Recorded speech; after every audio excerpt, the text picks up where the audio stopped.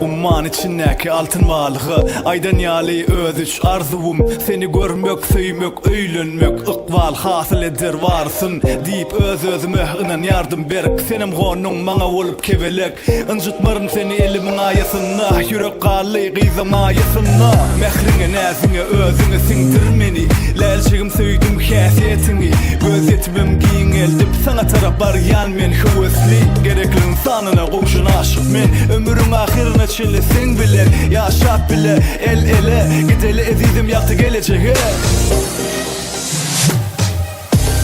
Batan baryan yol bu düşey dama, ömürlük seni dağıyatsam kalbama. Bir de bak verecek yol bu anan sevdime, sen parmağına taksan nikah edilmi.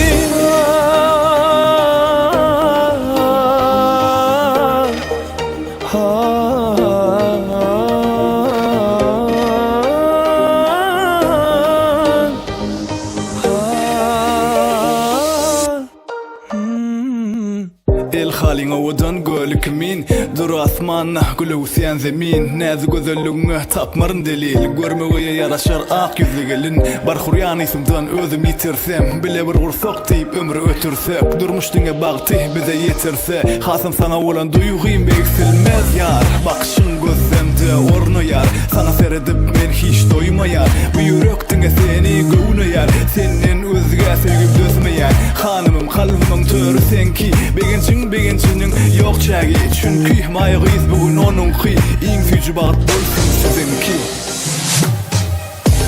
Batan baryan yol bu düşey dama, ömürlük seni dağıyatsam kalbama.